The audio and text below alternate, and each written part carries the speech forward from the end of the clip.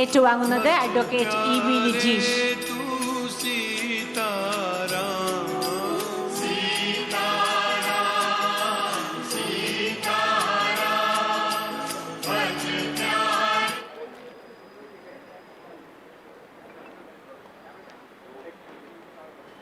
Next session അഭിമുഖം.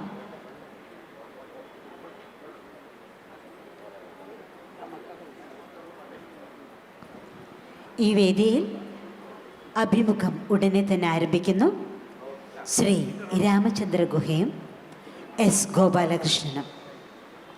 ഈ വേദിയിൽ സ്വാഗതം പറയുന്നത് പി കെ രാമചന്ദ്രൻ.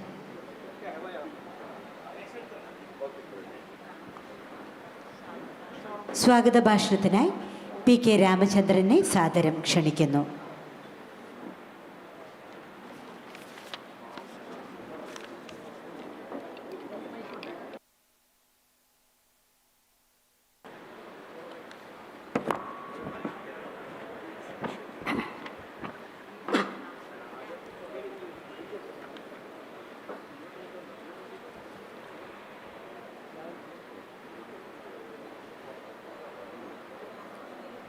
ഈ ഡയസിലും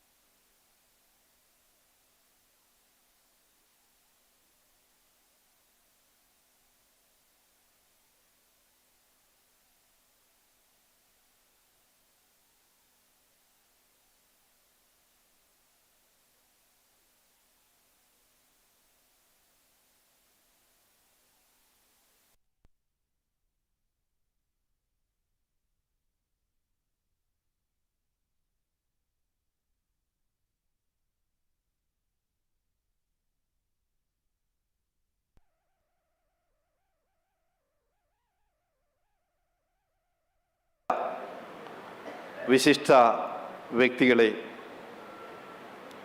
പ്രിയ സുഹൃത്തുക്കളെ,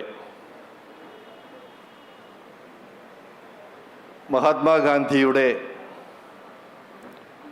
സന്ദർശനം കൊണ്ട് ധന്യമായ വടകരയുടെ മണ്ണിലേക്ക് ഗാന്ധി ഫെസ്റ്റിലൂടെ മഹാത്മാഗാന്ധിയെ വീണ്ടും നമ്മൾ ആനയിക്കുകയാണ്. ഗാന്ധി ഫെസ്റ്റിൻ്റെ ഏറ്റവും പ്രധാനപ്പെട്ട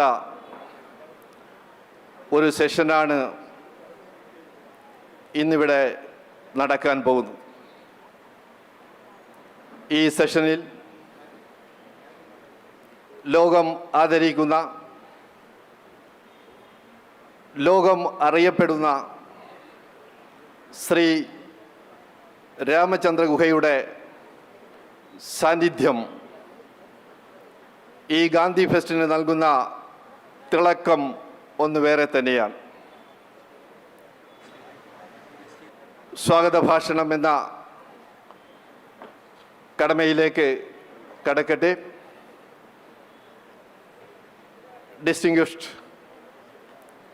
guest, honored of the dais, dear delegates, and my dear friends.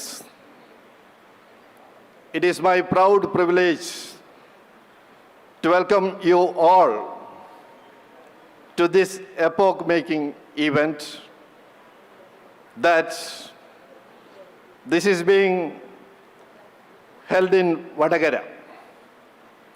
a land marked in the national movement of India is to be born in mind. This is the land which Mahatma Gandhi referred to as the land to be remembered for the sacrifice of the young girl, Kaumudi, who gave her gold ornaments to the Harijan Welfare Fund. This is the land of great poets and writers of yore and the present day. Today, we have in the midst of us Sri Ramachandra Guha, the renowned historian known the world over. He is the author of various books on Gandhi. This is the first time that our land is blessed with his presence. Sir, we warmly welcome you to this land endowed with the visit of Mahatma Gandhi.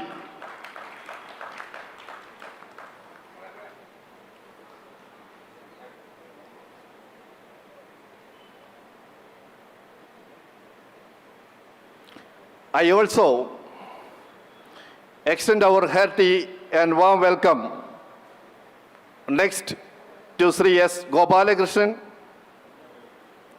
He has written several articles in Malayalam as well as in English. He is the visiting fellow in Gandhian Studies at Mahatma Gandhi University.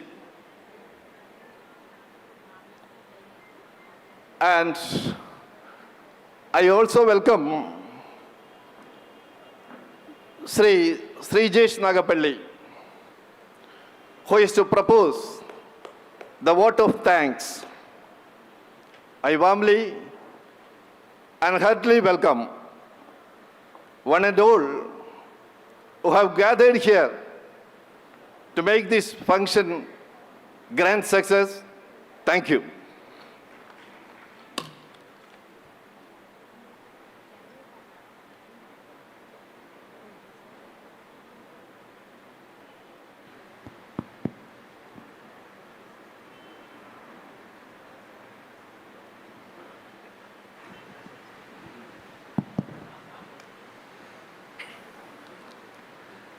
Ramachandra Guha is not only a historian, but also one of the best conversationists I have ever met.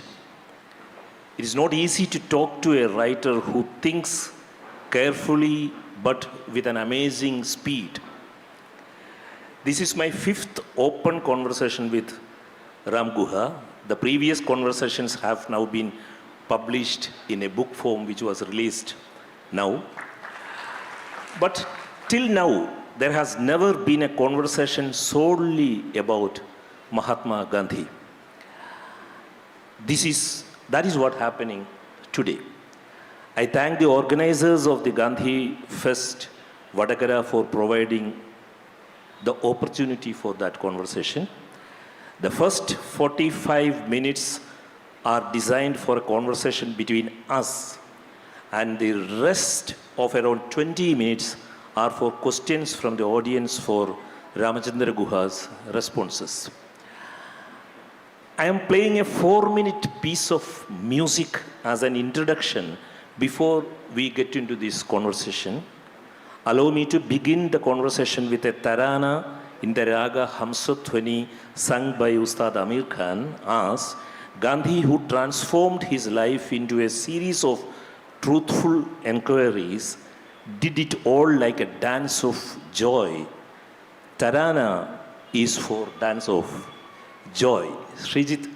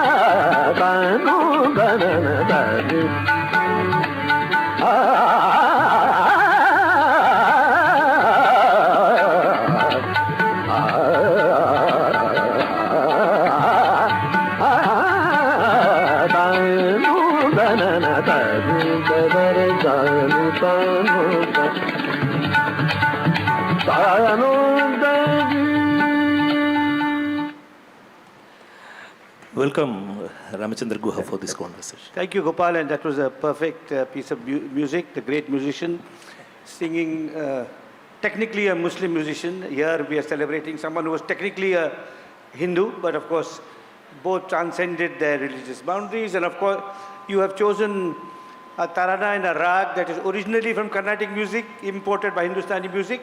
So it's a perfect metaphor for the pluralism and diversity of our land, which we must always cherish.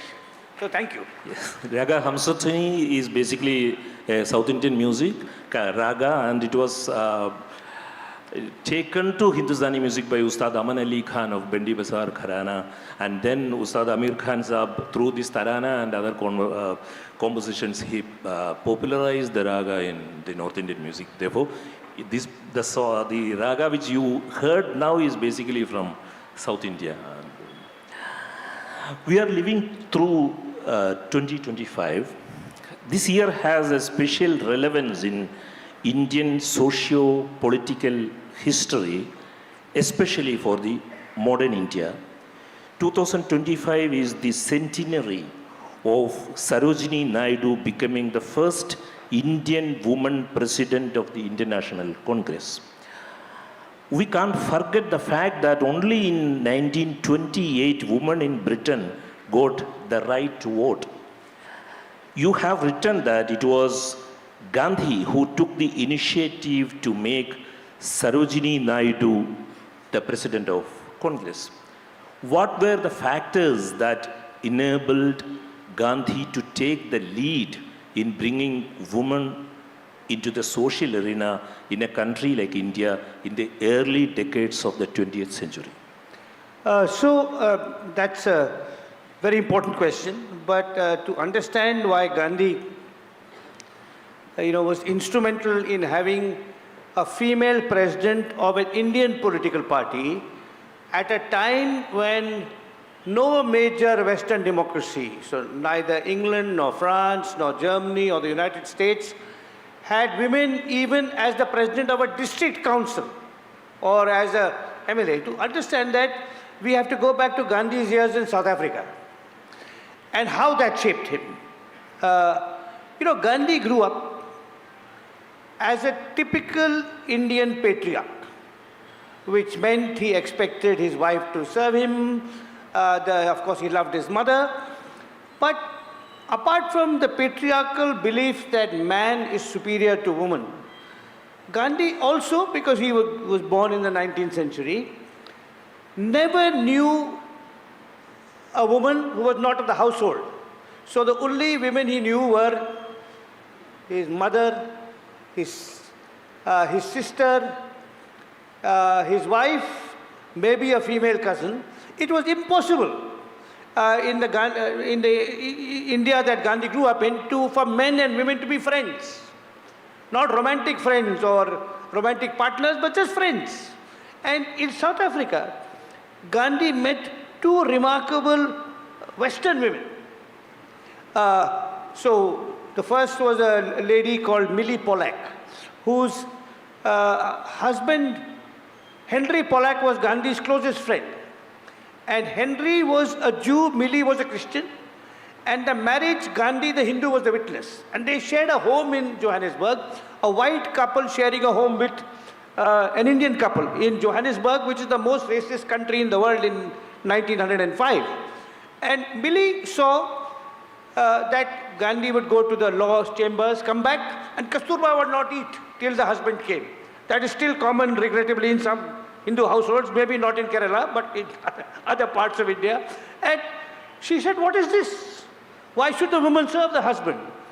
And then she got into a debate with Gandhi, which she recollects in her book, and slowly Gandhi started recognizing that this kind of unconscious superiority that the Hindu man had, and of course in India also the Muslim man and the Sikh man, and in Kerala surely the Syrian Christian man as well, had over his wife, was wrong. And he opened up slowly. Then in his office, he had a woman secretary, a Jewish secretary called Sonia Schlesing, who was incredibly independent-minded person. So Gandhi was her boss, but she would argue with Gandhi. So slowly he was shedding his patriarchal prejudices. As time moved on, Gandhi's eyes were opened further by women taking part in the Satyagraha. So in Gandhi's first Satyagraha in South Africa, 1906, 1907, it was only men who went to jail. But in 1913, when the struggle became more intense and volunteers were needed, an extraordinary Tamil family of Tammi Naidu and his wife and the daughters went to jail. And then Kasturba also went to jail. So he could see women have political and social agency. So when he comes back and he says, women are half our population. Why should they be excluded from public life? It may be difficult. It's a conservative society. In many homes, women are not educated. They're certainly not doing dharna on the streets. And so, the greatness of Gandhi Gopal, and on this you and I are agreed, is that he was always evolving, always learning, always broadening his philosophical worldview. If you look at his attitude towards Dalits, that has been extremely misrepresented, that he supported Chaturvarna. That is not true because he changed his mind. He was always becoming more radical. With regard to his attitude to Dalits, as I describe in my biography, it was the followers of Sri Narayana Guru, beginning with the journalist T.K. Madhavan, and then the Guru himself, who radicalized Gandhi, and then Dr. Ambedkar radicalized Gandhi further. He was always growing. So, it's very easy to criticize Gandhi if you pick one quote from somewhere and don't look at what happened 5, 10, 20, 30 years later. Similarly with women. So Sarojini Naidu becomes president of the Congress. But before that, 5 years after that, the Salt Satyagraha takes place. And Gandhi says, no, only men will march. So when he goes from his ashram, Sabarmati ashram in Ahmedabad, to the coast in Dandi, he has 78 marchers from different parts of India, different castes, different religions, but all men. Because he feels in a conservative society, people will get angry, upset, resent women coming into public. And he tells the women, your job is promoting khadi and preventing alcoholism. So your men should not drink too much liquor, which they often did, and maybe, they say in Kerala, they still do. But he said women will not go to salt march. Kamaladevi Chattopadhyay, whom I am proud to say is originally from my home state of Karnataka, went with a Parsi lady called Perin Captain, who was the granddaughter of the great Dadabhai Nauroji.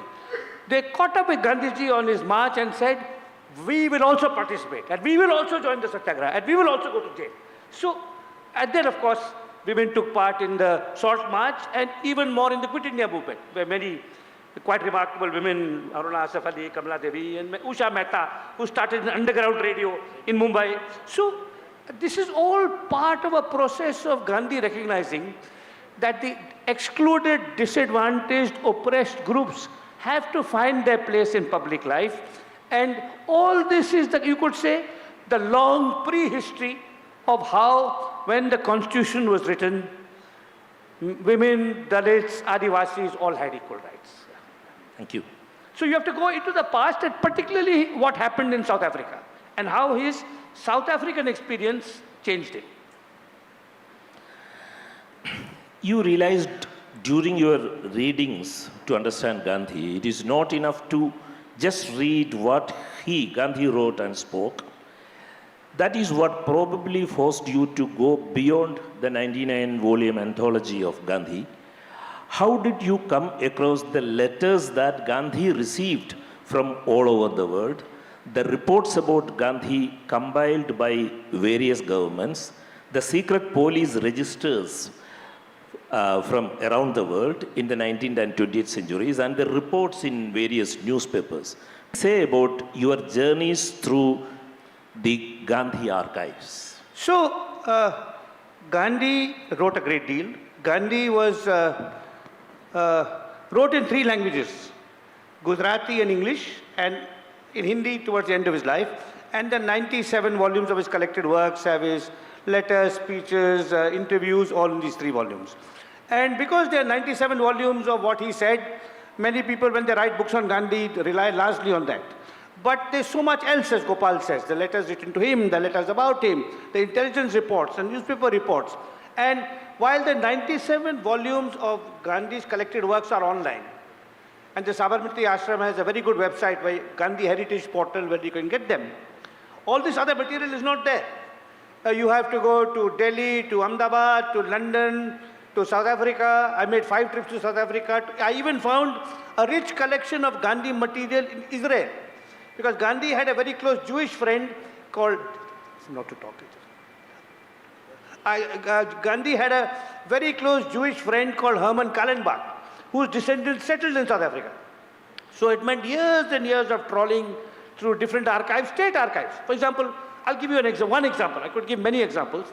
For example, Gandhi was imprisoned 3 times in India. He was imprisoned twice in South Africa, 3 times South Africa too. In India, he was in jail after the non-cooperation movement, 1922 to 24. Then after Salt March from 31, from basically 30 to 34, he was in and out of jail. And during Quit India, 42 to 44. All his jail terms were in Pune. Pune was then under the Bombay Presidency. And the archive of the Bombay Presidency is in Bombay in Elphinstone College. And no biographer had studied the jail records. What is there in the jail records while he's in jail? Because that is not in the collected works, it's not. The jail records are incredibly rich. People writing to Gandhi, wanting to see Gandhi, what the British think of Gandhi. Then with regard to his last term in Aga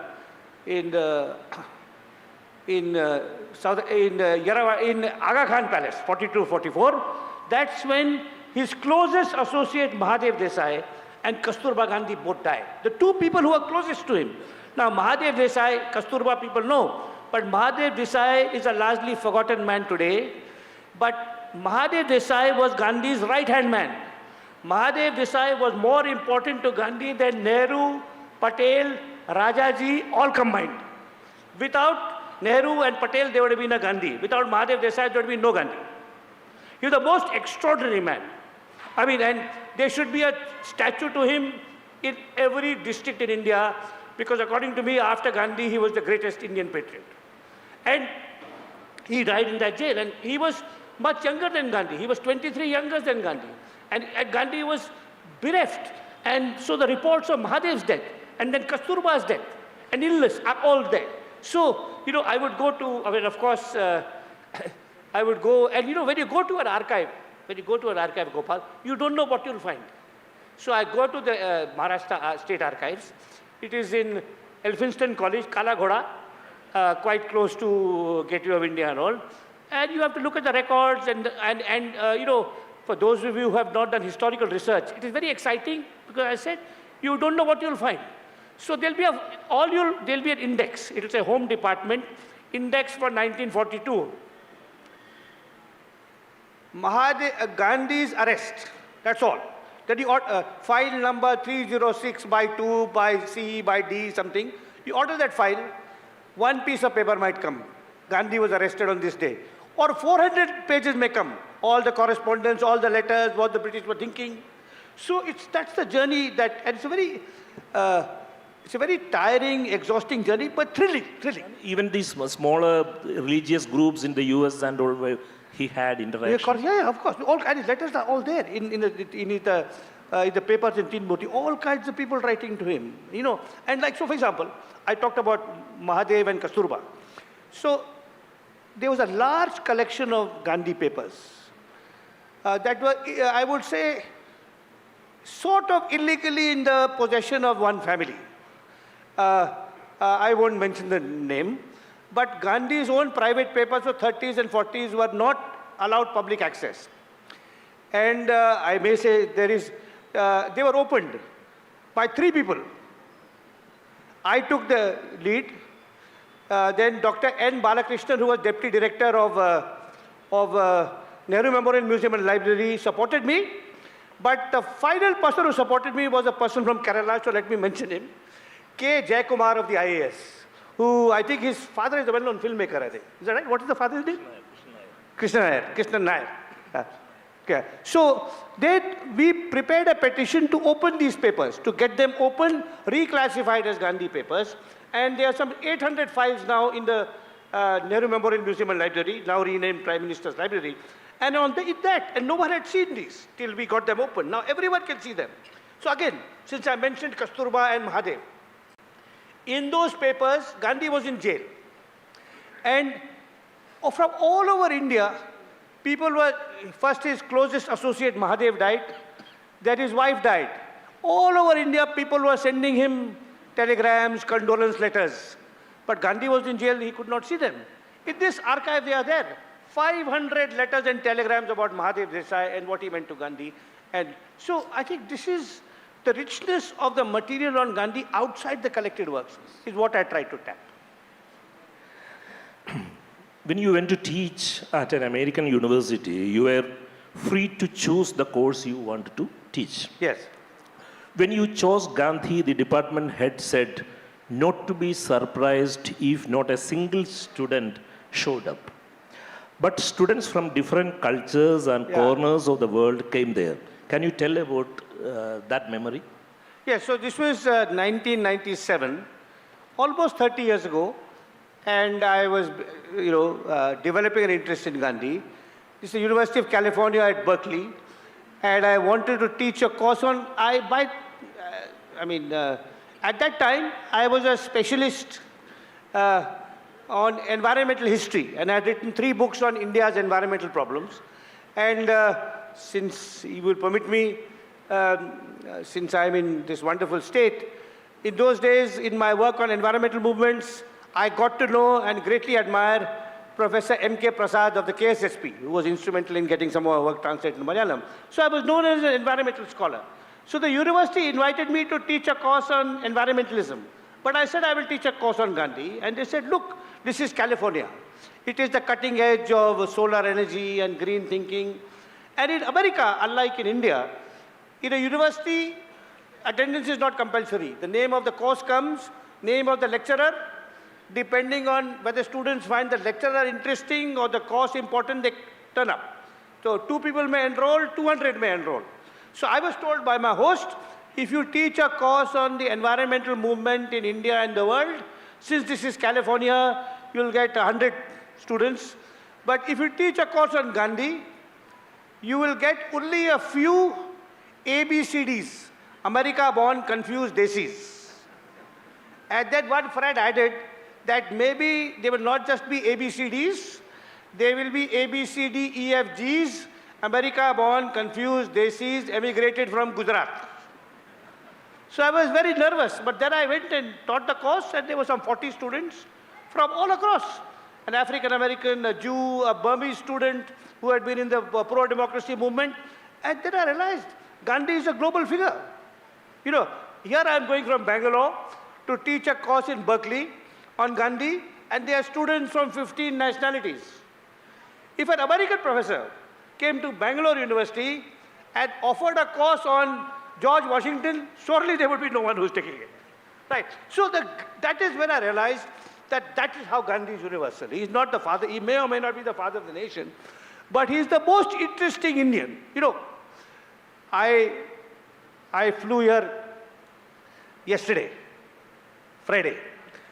My flight was in the evening, and before that, I went to see a cartoon exhibition.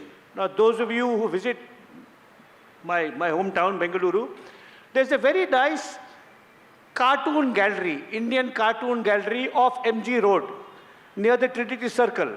And there was an exhibition of caricatures on Gandhi. So I went to see it. And there were, of course, many Indian cartoonists, including some Malayali cartoonists who had drawn sketches of Gandhi. But they had got caricatures of Gandhi by cartoonists from 23 different countries.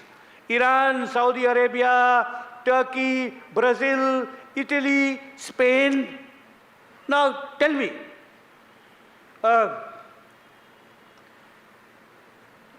will there be any cartoonists from any over the world who will be, you know, I don't want to make this a political talk, but, you know, drawing cartoons celebrating some other Indian leader whom is currently told to be greater than Gandhi?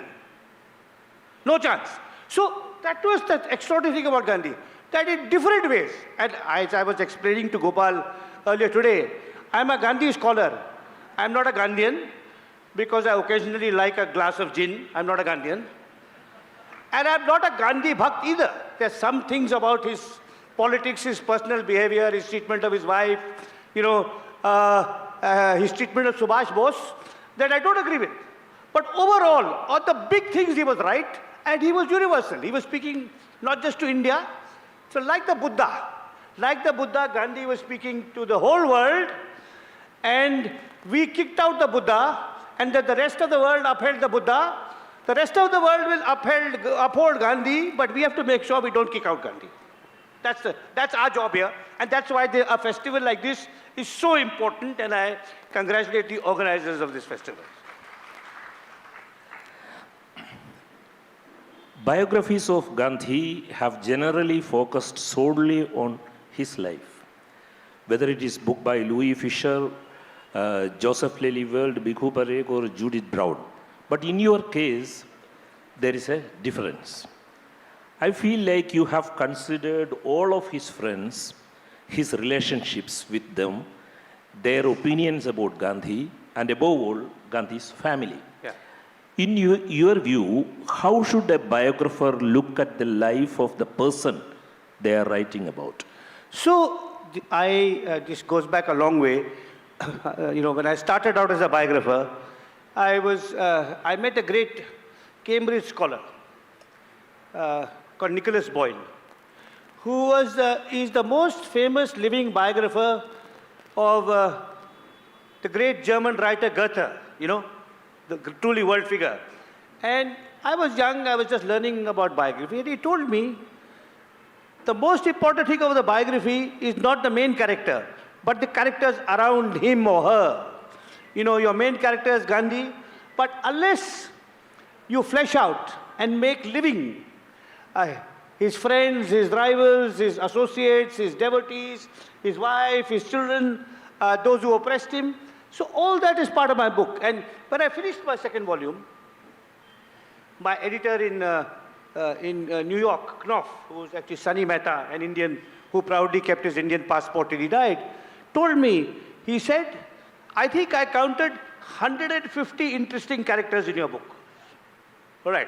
Now, obviously, there's Some of the characters get only 3-4 references. Some, like Dr. Ambedkar or Mahadev Desai, are much more important. But that is, a biography has to be, you could say it's like it's an epic canvas, you know. It's like, you know, and especially a figure like Gandhi, because Gandhi, the extraordinary thing about Gandhi was he had many rivals, many enemies, but also so many friends, you know. And he had disciples, but he also had friends of so many nationalities. And as I said earlier in our conversation, Gopal, he's continuously changing. His interactions change him, you know. And that is the greatness of Gandhi. I mean, that's where I think in a world today that is so polarized because of social media, where we only talk to our own tribe, you know, our own gang, only those. I think that's the Gandhi's ability to converse, to have a dialogue with all different kinds of people. And he was completely open, you know. Can I tell one story? Okay. About Gandhi's openness. This is in, you know, Bhisham Sahni, the well-known Hindi writer. His brother Balraj was a famous actor. So Balraj Sahni, in the 1930s, if you were a, you know, very young person, you wanted to meet Tagore and Gandhi. So Bhisham Sahni went from Punjab first to Shantiniketan, then to Sevagram. So from there he's sending letters to his younger brother, what the ashram life is like. And he says, anyone from anywhere in India can come and debate with Gandhi. They will go on his morning walk. Gandhiji would go on his morning walk to the next village, 5 miles there, 5 miles back, and anyone could come. So, you know, 5, 10, 20 people would come and they would ask him questions. And he said, you could go, you could say, Gandhi, but you're wrong about caste. You are not radical in your critique of untouchability. Gandhi, you're wrong about this. And Gandhi would answer and answer. But anyone from across India could have a debate with Gandhi. But no one could monopolize Gandhi. So, Bhisham Sahni is writing, Balraj Sahni is writing Bhisham Sahni, that as the war continues, if one person is very insistent, asking more and more questions, as sometimes happens, Gandhi would send a signal, and from the back of the crowd, one of Gandhi's followers, who was very dark and very smelly, who smelled very badly, would come, put his face near the insistent questioner. The questioner would recoil in horror and be pushed back, and the next questioner would come. And then he says, this was Gandhiji's non-violent way of making sure that the argument continued. Now, that's a joke, but I think that is today. I mean, how many of our politicians give unscripted interviews? Are they willing to? Gandhi was always open. You could write to him, and if your letter was not crazy, he would reply to you. And in my biography, I've quoted some of these letters. For example, women. Gandhi once made a very unfortunate remark about women. Women being harassed, you know, eve teasing and molesting. And he made a very unfortunate remark, a patriarchal remark. He said something like, you know, maybe they should not wear makeup and lipstick. So 11 women of Bengal wrote him an angry letter saying, you are blaming the victim. And he wrote a very considered reply. So and those letters to Gandhi, including the critical letters, are all there in the archive, and unfortunately, scholars have neglected them. There is an argument that you made in response to a question from a student at Harvard that countries liberated through non-violent struggle have achieved more stable democracies than countries liberated through violent means.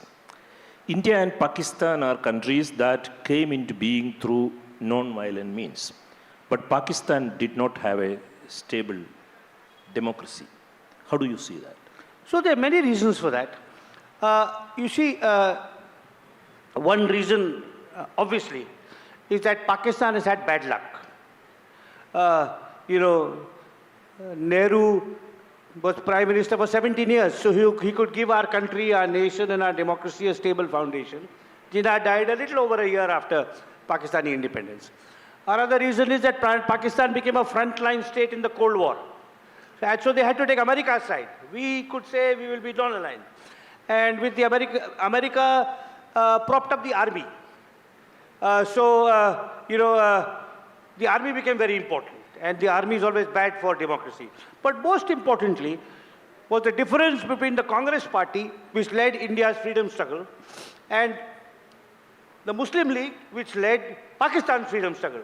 The Muslim League from beginning to end was landlords, zamindars, princes and intellectuals. No peasants, no workers, no women. Gandhi from the 1920s brought peasants, women, backward castes, all into the national movement. And he had some extraordinary followers who were doing this. Patel in Gujarat, Kamaraj in here in Kerala, Rajendra Prasad in Bihar, people in Kerala for sure. So at Gandhi, because of Gandhi's ethic of dialogue and debate, you know, we had prepared the ground. And then also, I talked about Gandhi's ability to incorporate criticism, but also the Congress of that time, not the Congress of today, ability to incorporate rivals.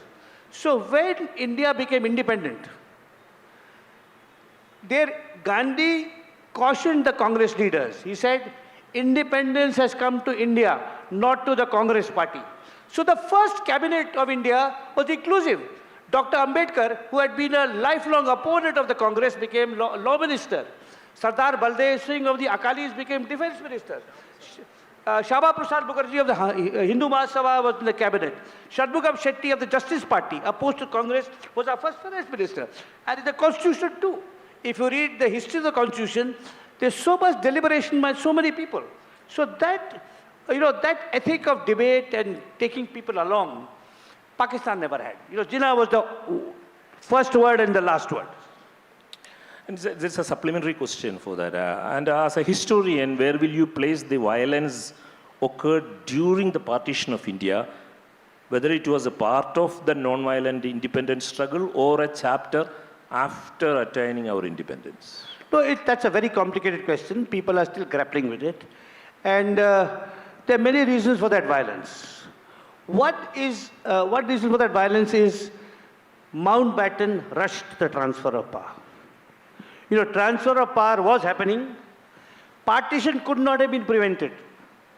Contrary to the WhatsApp history you hear now, partition could not have been prevented because in 1946, when there were elections, the Muslim League swept the Muslim seats. So, but partition could have been done differently. You could have taken 2 years, you could have transferred the administration, the military. Mountbatten rushed it. And the other reason for the violence, you see, the main violence was in Punjab, not in Bengal, was less. Punjab had supplied lots of soldiers to the British Army during the Second World War. So the people of Punjab, the Muslims, but also the Sikhs, knew how to handle weapons, which they had learned in the war, fighting the Nazis. And now they turned it on each other. So it's a very complicated question. Obviously, Mountbatten deserves some of the blame. Also, Jinnah. You know, when the riots happened, Gandhi was fasting for peace in Calcutta. He was fasting for peace in Delhi. And he stopped the riots in both places. Then,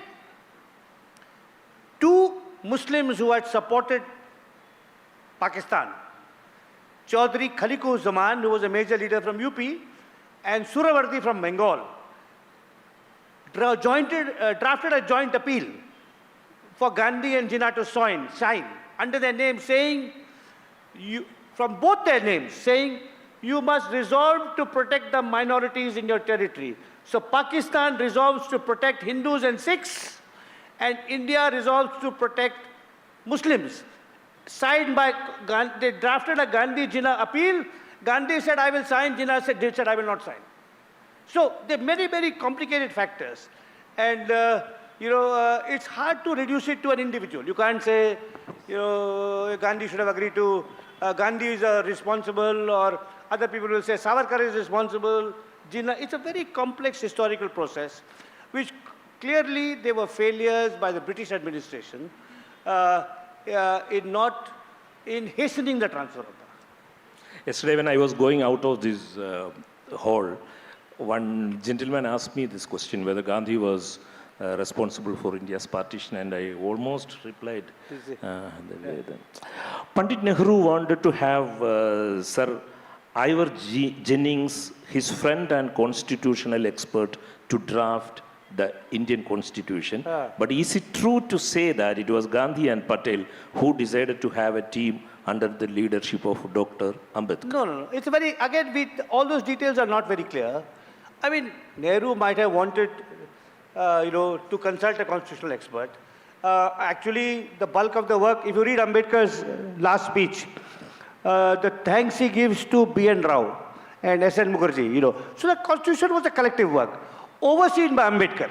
Just as in a cricket match, you have 11 individuals and a captain, why the fact that Ambedkar, after 20 years of bitter rivalry with the Congress, joined the Congress, was an extraordinary act for which both Ambedkar and the Congress deserve credit. How did that happen? In my book, I suggest Rajkumari Amrit Kaur played a role, because she, again, an important woman whose contribution to history has been ignored. Because she was in the Constituent Assembly, she was in the Minority Rights Committee with Ambedkar, she got on very well with Ambedkar. Now, she was also from a minority, she was a Sikh convert to Christianity, and then of course she told Gandhi that Dr. Ambedkar should be given a more important role. So whatever else, the fact is that it's a collective effort, and Ambedkar's role was crucial. And above all, if you want to remember Ambedkar and the Constitution now, you should read his speeches to the last two speeches to the Constituent Assembly. They are visionary. They really are about how democracies succeed and why they can fail, and they are absolutely relevant to where we are today. And Ambedkar was the head of the drafting committee for writing our constitution. And how much of Gandhi do you think is in our constitution, given that it has become a most valuable document in many countries about democracy, pluralism, and equal justice, and it is considered as one of the great constitutions of the modern world? Yeah. So, I'm not an expert on constitutional history, but since you raised this issue, I talked about B.N. Rao, but at the Government of India Act of 1935. But even more important in understanding the history of the Constitution is the Motilal Nehru Report of 1928 and the Karachi Congress Resolution of 1931, which guarantee universal adult franchise, equal rights for women and Dalits, and for workers and peasants too. And Gandhi was not formally part of all this. Again, just as it's a mistake to say one person wrote the Constitution, it's a mistake to say the Congress of the Freedom Struggle was one person. Maybe we gave excessive importance to Gandhi earlier. Now we are being excessively harsh in diminishing his role or claiming he was, he played a negative role. So I think these issues of equal, the British did not grant us, did not want Dalits to have equal rights, or women to have equal rights, or for this to be a federal constitution where linguistic pluralism is, protected and enriched. All this is part of the evolution of the freedom struggle in the 20s and 30s and 40s. And the Constitution is a culmination of this. Gandhi may have wanted a less centralized emphasis, a more decentralized emphasis, but Nehru, Patel, and Ambedkar decided, in light of the crisis caused by partition and also the post-war world, which was so fragile and insecure, you needed a strong center. And actually, by the 60s and 70s, the time may have come to have decentralized. But the philosophy, see the Constitution, if you read the preamble, again the preamble is, there are all kinds of claims. The preamble bears the mark of Ambedkar, but also of Nehru and also of Gandhi. And that preamble, which really, and I think is those essential values of democracy, pluralism, equal rights, non-discrimination, freedom of expression, freedom of religion, are all, Gandhi would have approved of all of them. But so would many other people. So, as I said, the Motilal Nehru report, the Karachi Congress Resolution of 1931, of course, Dr. Ambedkar's inputs, Nehru's own inputs. So it's a collective, it was the work of visionaries, in comparison to whom the politicians of today, of all parties, seem utterly puny. we can still forgive if someone judge Marx only by his book Das Kapital. But if we try to judge Gandhi only by his book Hind Swaraj, won't we be missing the integral Gandhi who had evolved greatly since then? Of course. There's a mistake. You see, scholars want to only look at a book. Karl Marx is Capital, Darwin is Origin of Species. But Gandhi wrote really only one book, Hind Swaraj, which he wrote in 9 days on a ship. And he started writing in his right hand, and the right hand got tired, so he ended with his left hand. Now, clearly, if you write a book in 9 days, you would, and you had no time to revise it. You know, if you, and he was still growing. He was then just 40 when he wrote it. Right now, and he wrote no other book. So people think that's a, that's a textual attitude. But that kind of attitude is for a religious scholar to think. You know, the Quran is my text, the Vedas are my text, the Bible is my text. Whatever. But the Guru Granth. But if you understand Gandhi, you have to understand his evolution. In some ways, he stood steadfast to Hind Swaraj. The Hind Swaraj has a brilliant chapter on Hindu-Muslim harmony. It also has a very good chapter on non-violence. But it does not mention caste at all. Because his thinking on caste evolved only after he came back to India. Right. So, on technology, it is very negative, but his later writings are much more, open-minded. So, he had another 40 years to live. So look at what he said in the 40 years after that, and then you get a better sense of what he stood for. Perhaps the first multilingual newspaper in the world history was started by Gandhi in South Africa, Indian Opinion. I understand that the languages were English, Hindi, and Gujarati. I am not sure whether there was Tamil. There was Tamil. Okay. For a little while. Then it became difficult, so it became only English and Gujarati. Okay. To begin with, there were 4 languages. The first elections in India and the formation of the states based on language were held after Gandhi's martyrdom. Yeah. The world was surprised when the first free and fair elections were held in India. Similarly, the formation of states on linguistic basis also took place somewhat peacefully. Today, there are huge concerns and doubts about free elections in this country. Similarly, it is alleged that attempts are being made to impose Hindi.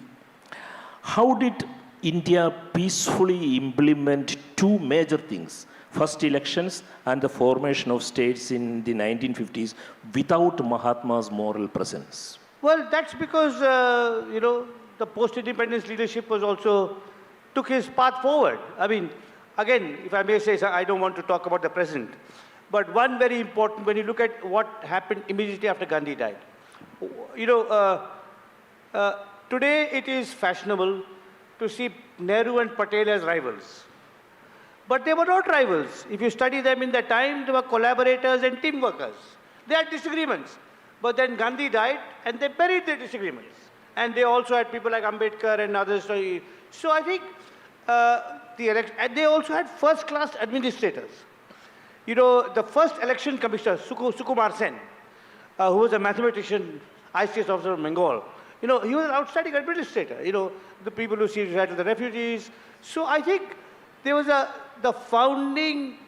those who founded the Indian Republic were men and women of great competence, of integrity, intelligence, but also competence, and I think that's how we managed it. And today, of course, there are all kinds of questions, but, I don't want, we'll have to have a separate discussion on what the problems we face today are. Let's keep this to Gandhi.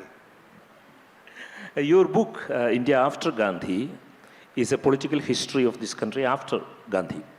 Partition, merger of princely states with Indian Union, advent of the constitution, first elections, the darkest period of emergency in independent India, the birth of Bangladesh, the demolition of the Babri Masjid, and the rise of the Bharatiya Janata Party to power, all are topics. My question is, in India after Gandhi, didn't Gandhi's spirit continue to live on in many parallel protests and people's movements outside of the domains of our mainstream political parties? To some extent, I would say in the civil society movement, in organizations like Seva in Gujarat, in environmental struggles, including in this state. But I think, I mean, if you look at Gandhi today, I mean, I'll just maybe say something about Gandhi and his relevance today. I think the one, I think the 2 or 3 kind of aspects of Indian public life today that would have really worried Gandhi. One I have mentioned, which is the arrogance of leaders and you know, their unwillingness to engage in debate, dialogue, and this is across parties. The second is religious majoritarianism. You know, Gandhi was a deeply believing Hindu who was totally opposed to a Hindu Rashtra. And I think that is what would have worried him. And the third, which is less talked about, is, and let me spend 2 or 3 minutes on this because this is not generally discussed, is the environmental crisis that the country faces.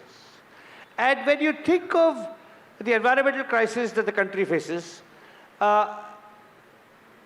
there's some things you have to remember. The first is India's environmental problems are not solely or even principally because of climate change. Now the discourse is on climate change, climate change, climate change.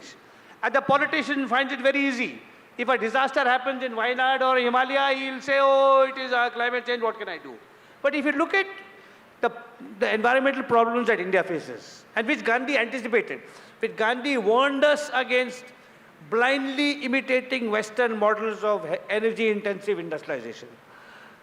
One major problem we face is air pollution in the cities. It has nothing to do with climate change. The second major problem we face is water pollution, which is the death of our rivers, nothing to do with climate change. A third problem we face is decline of groundwater aquifers, not so much Kerala because you are blessed with rainfall, but places like Punjab and Maharashtra. Then you have chemical contamination of the soil. Then you have reckless construction without regard to environmental safety. Like, for example, in Wayanad, where there is, or in the Himalaya. Not just Wayanad, the Western Ghats and the Himalaya are 2 most important mountain chains, the reservoir of our water and biodiversity, have been devastated by commercial logging, unregulated mining, reckless road construction, over-expansion of resorts. Now, all these problems I mentioned have nothing to do with climate change. First.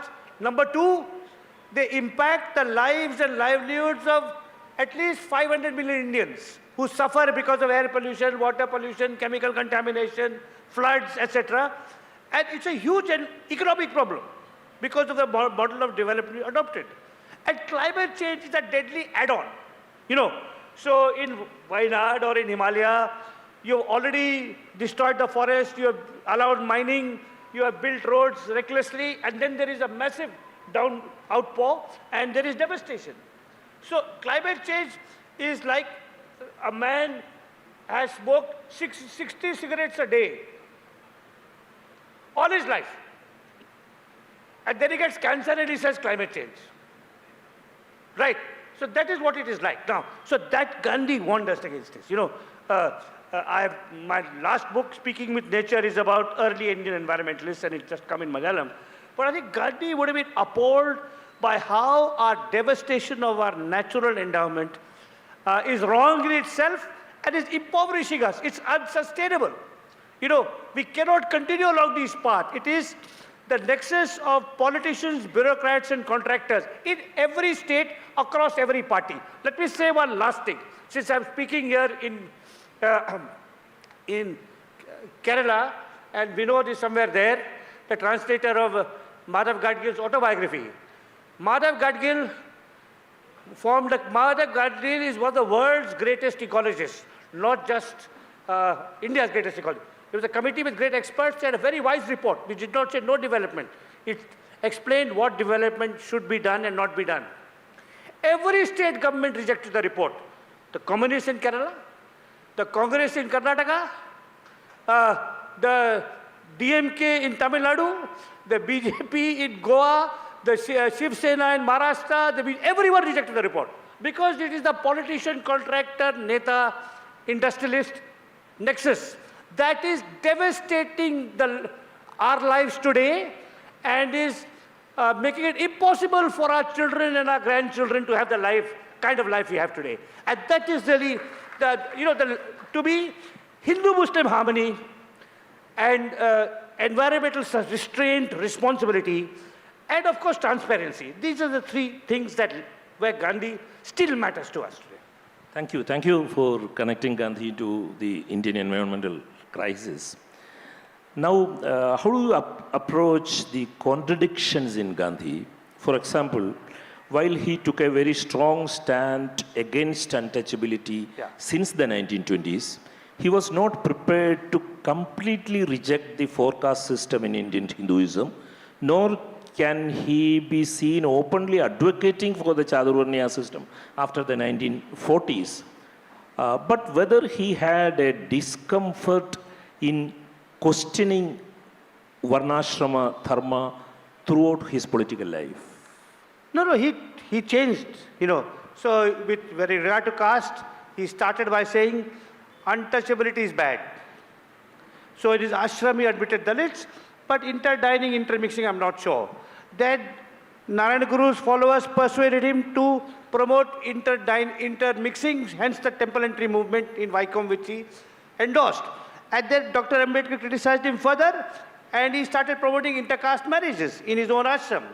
And when you assess Gandhi's attitude towards caste, you have to assess it against his own time, not from the perspective of 2025.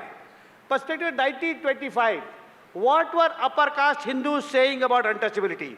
Gandhi said in 1920, the upper caste Hindus who practice untouchability are the general dyers of Hinduism. That's what he said.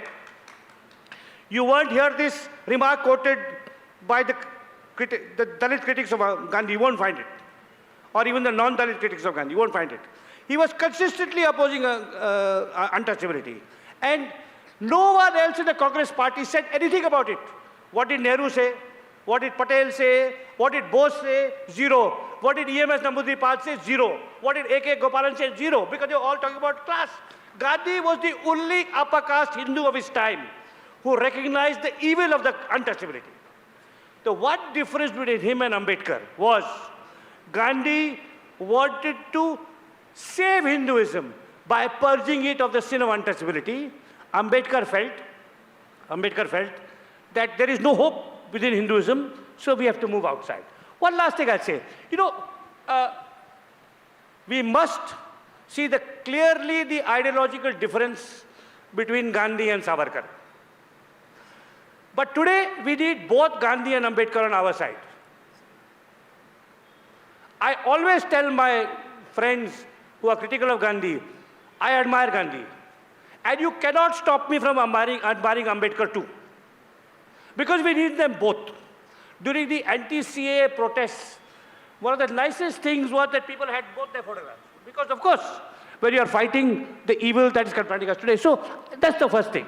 You have to assess Gandhi in his own time. The second is, Gandhi is not perfect. Gandhi is not God. Why do you ask only Gandhi to be God? Why haven't you asked the others? So within the context of his time, he was extremely radical on gender. Not today. Today we need more. We demand more of our men folk than what Gandhi did. Dalits rightly demand a faster and quicker and more thorough end to caste discrimination than Gandhi pursued, because Gandhi was doing so many other things. So I think some of these criticisms are facile, ahistorical, and the thing is, it's like, it's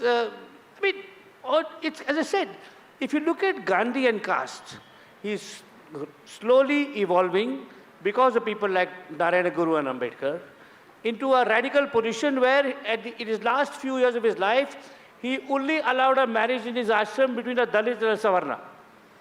Right. And see what other Congress leaders are doing.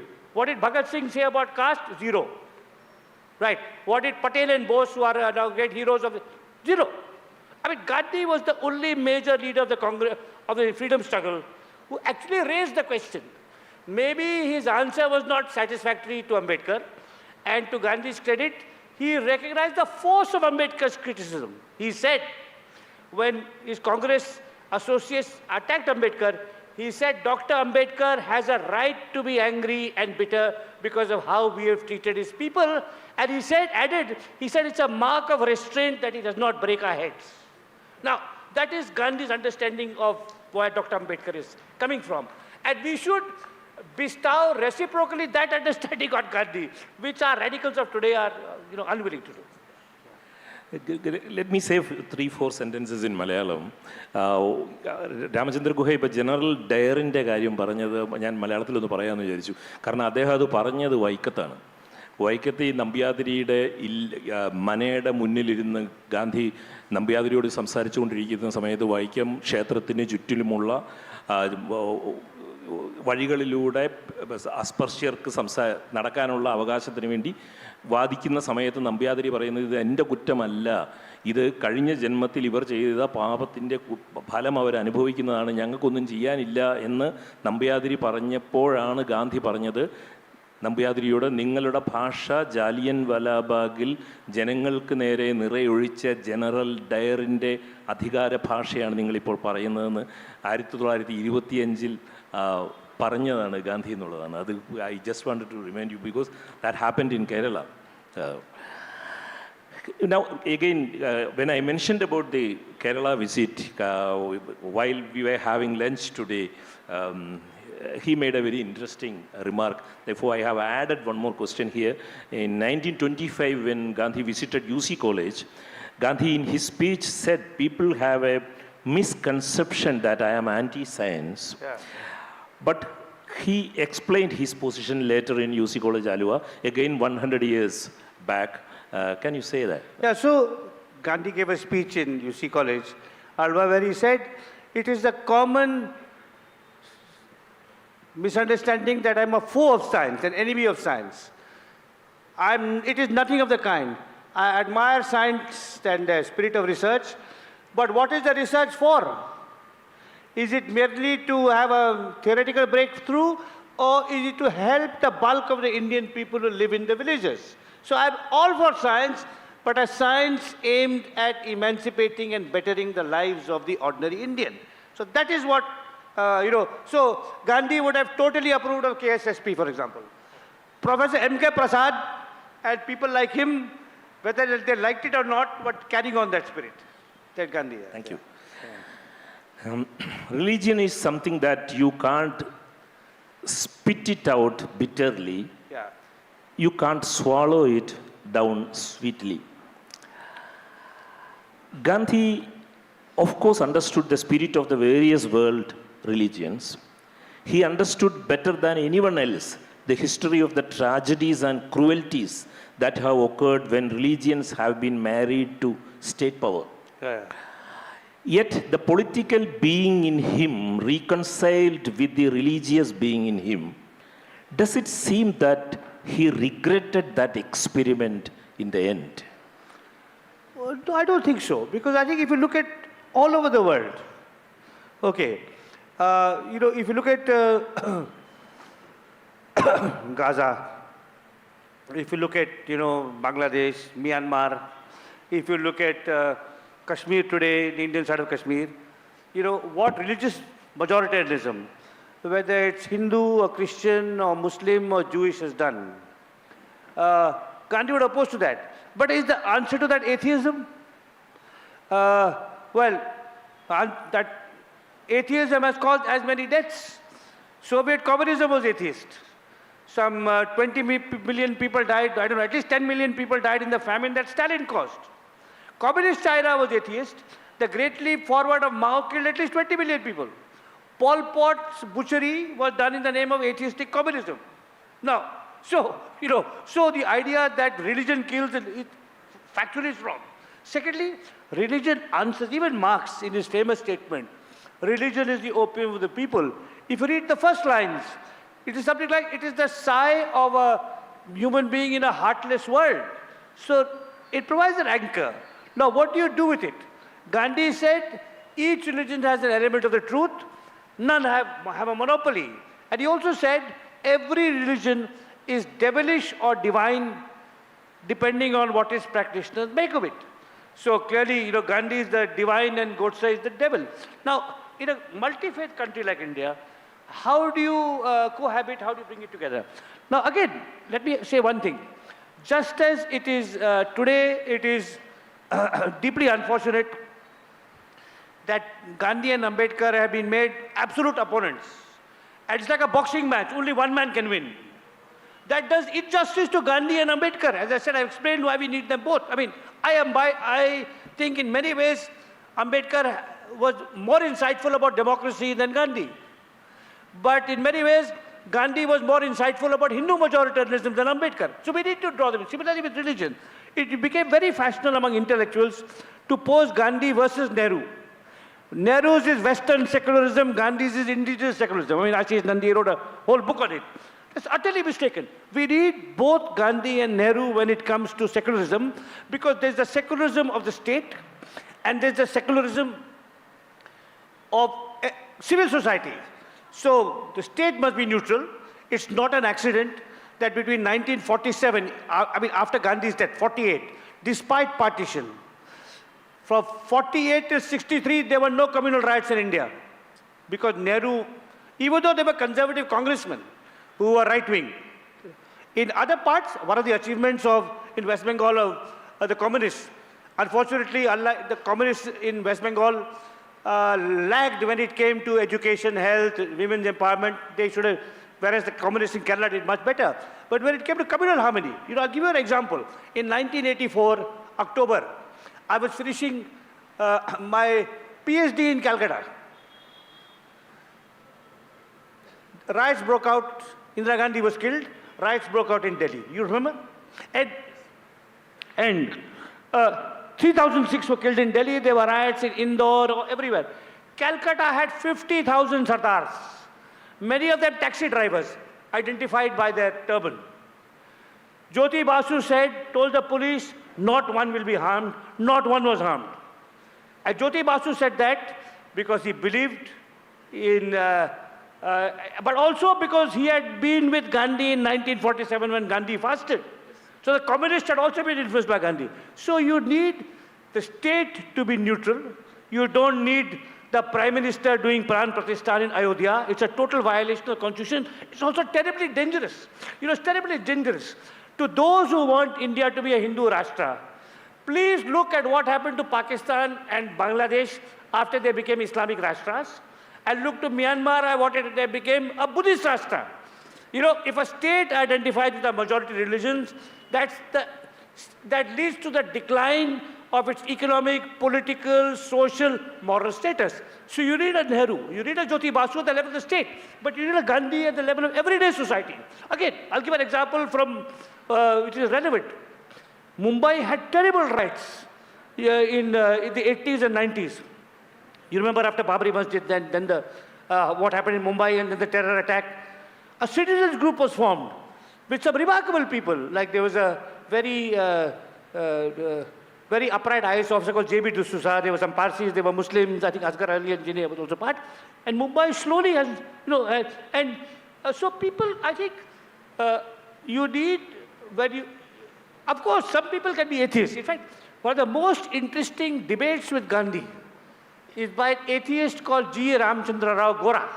And he wrote a book called Atheist with Gandhi. Again, let me say one word about this, because this is an aspect of Gandhi's life that is not so well known. Gandhi had a follower, an admirer in Andhra, called G. Ramchandra Rao, known as Gora. So he was doing, in his village, he worked for the emancipation of Dalits, he promoted temple entry, he promoted Khadi, women's rights, but he was an atheist. So he refused to follow Gandhi. So he went to Gandhi, and Gandhi and he had a debate. And he said, I admire all that you do, but I don't believe in God. If you do an interfaith prayer meeting, I'm atheist. So Gandhi said, fine. And because of his debate with, Gandhi had a statement, God is truth. But because of Gora, he changed God is truth to truth is God. That means, that's true, truth is God. Because God is truth means you're giving God the last word, the first word. But truth is more important than God, because you can see what people do. And it was an atheist called Gora. So you can be of any faith. but learn to. So I think this, this unfortunate polarization, Nehru versus Patel, Gandhi versus Nehru, Gandhi versus Ambedkar, where it becomes a boxing match where one man must be knocked senseless. I can never get up again. I mean, that is not what we need today. I mean, we need all these great visionaries. You have already answered to my next question, but just a small part where you may be having something to add. Ambedkar and Gandhi are the two most read and discussed social figures in Kerala in the last 2 decades. Yeah. Ambedkar always had problems with Gandhi, but the issues raised by Ambedkar were always active in Gandhi's holistic view of life. Yeah. Even before Gandhi met Ambedkar, he realized the horrors of caste in Hinduism during his visit to Vaikam, Kerala. That marked the beginning of his transformation over the next 2 decades. Do you think that, as many Ambedkarites think, Ambedkar's politics can be carried forward only by hating Gandhi, only by completely rejecting Gandhi? Can't the Gandhi-Ambedkar synergy help combat neo-Hindu extremism in India? Of course. Last part. Of course. My answer is absolutely. I mean, much of what I've said is yes. Now, I'll just make 2 comments on this. All of those of you who are interested in the Gandhi-Ambedkar debate, please read a great book by the late D.R. Nagaraj called The Flaming Feet, which was published in English. I don't know whether there's a Malayalam edition yet. Nagaraj was a great Kannada writer who started writing in English to the end of his life. It shows you not just how we need both Gandhi and Ambedkar, it shows you how Gandhi influenced Ambedkar and Ambedkar influenced Gandhi in their lifetime. The other thing I'd say is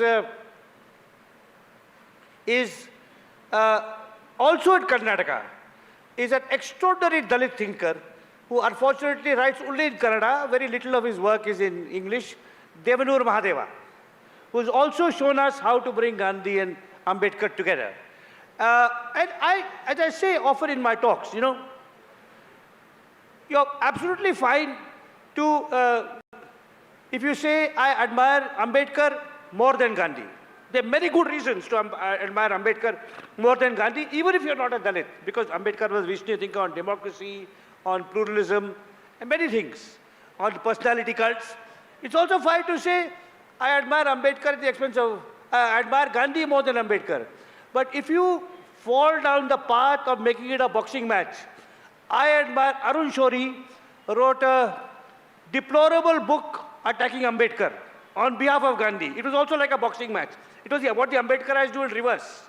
If you say, I will admire Gandhi at the expense, but I will demolish Ambedkar, which is what Arun Shourie said. Today, the Ambedkarites say, I will admire Ambedkar, but I will demolish Gandhi. I think that is profoundly mistaken.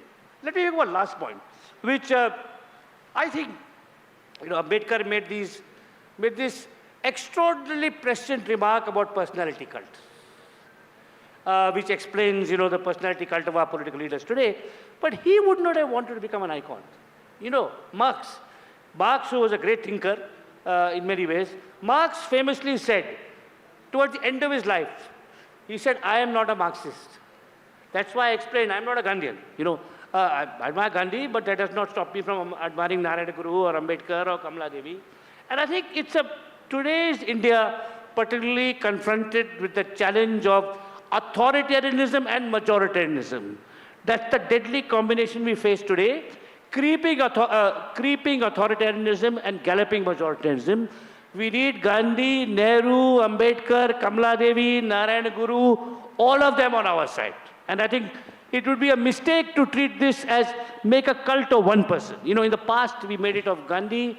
Today we are making it of Ambedkar. I think that's a mistake. That will do, it's intellectually a disservice because of the interaction they had between them. But politically, I think it will be suicidal. It will only help those who want to divide us and promote majoritarianism. I have a question about Gandhi's Jewish friends. Yeah. Despite his close friendships with Herman Kallenbach, a Lithuanian-born architect, Henry Pollack, a British lawyer and journalist, Sonia Shelsin, you already mentioned, Sonia Shelsin, a Russian stenographer, and Gabriel Isaacs, an inmate of the Phoenix Ashram, Gandhi was unwilling to take a pro-Jewish stance on the Palestine issue. Yeah. If we look at his Christian, Jewish, Hindu, Parsi friends, Gandhi had very few Muslim friends. So, can we say that his friendships did not influence him in matters of policy? Yes, yes, that's a very good question. Because he had many close Jewish friends, but from the 1930s, he was opposing the Jewish settlements in Palestine, and he said the Jews cannot enter Palestine on the bayonet of a gun and dispossess the Arabs. That's a very good point. He had some Muslim friends, I mean Imam Bawazir in South Africa, Maulana Azad here, but not of the intimacy that C.F. Andrews or, Parsi Rustamji or the Jewish friends you mentioned, or even, but he actually had few Sikh friends also. Gandhi was living. But he recognized that in India, from a political point of view, Hindus and Muslims must live together. And one last thing I'll say, because I think Nehru was very important here. Nehru has also much misunderstood because without his knowing it and without his wanting to approve it, his family has taken over the Congress party. Please don't blame Nehru for that.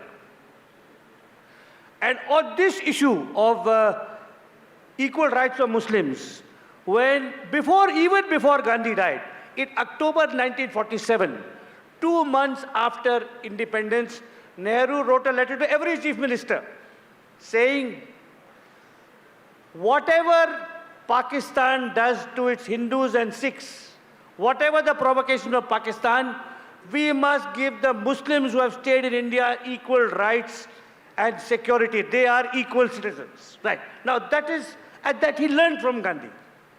And only he had that absolute commitment to the rights of minorities. Patel didn't have it to the same extent.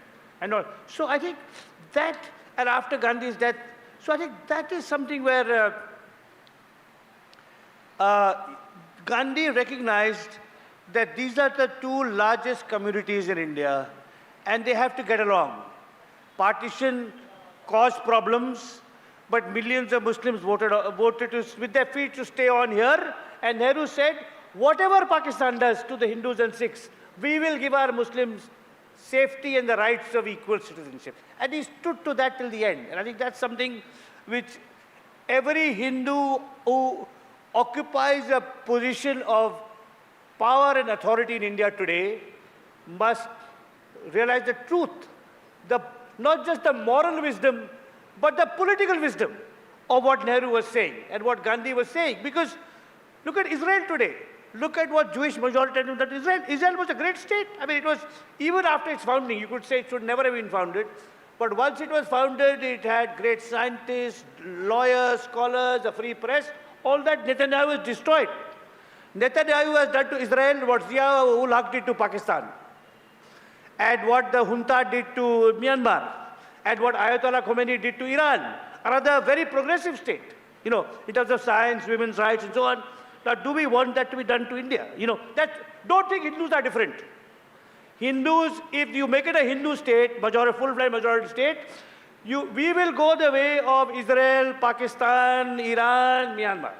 And that's where I think we need Gandhi, just as we need Gandhi and Ambedkar both to completely undo the evil of untouchability. We need Gandhi and Nehru both in the struggle against Hindu majorities. I have just two more short questions, then the mics will come to you. The CPIM believes that the Communist Party of India was founded in Tashkent in 1921 under the leadership of M.N. Roy. However, the CPI considers December 26, 1925, this year, 1900th year, to be its founding date. So, communist parties in India have 100 years of political history. One of your Gandhi notebooks contains a story from the Times newspaper about demonstrations against Gandhi by Indian communists in the 1930s. But today, we see communists in India embracing Gandhi. Yeah. You are India's most important modern Gandhi biographer and a great critic of the family role in today's Congress party. But in India, Congress and the communists rely most heavily on Gandhi's martyrdom to combat Hindutva politics. As a historian, what is your opinion on Gandhi's role in today's Indian politics that you already mentioned? Can today's Congress party lay claim to Gandhi? Gandhi belongs to whom? Gandhi belongs to no party. Every Indian or individuals in parties. So there may be some people, even in the BJP, who have a silent appreciation of Gandhi, right? So Gandhi is not a party man, and it's not an accident that though all four of his children went to jail in the freedom struggle, not one giant politics. But Gandhi belongs not just to every Indian, he belongs to everyone. Even if, as I said about the Buddha, even if we disown Gandhi, the rest of the world will affirm him. 23 countries, people are making loving cartoons of him. Right? There is a well-known Brazilian footballer called Gandhi, by the way. Since Kerala loves football, and Kerala, I think, here you want Brazil to win or Argentina to win normally? World Cup, who do you want to? No, who does Kerala want to win World Cup? Brazil normally or Argentina? Divided. Divided, okay. So, all right. So, I think Gandhi, it's like, I think sometimes, so that is because, as I said, Gandhi was not infallible. Gandhi was not omniscient. Gandhi was not a god. Gandhi was not an oracle. But nor was Ambedkar, nor was Nehru, nor was, dare I say it, Narayana Guru. And all these people would have recognized it. They were seekers, they were strugglers, they were fighting for justice, for peace, for harmony.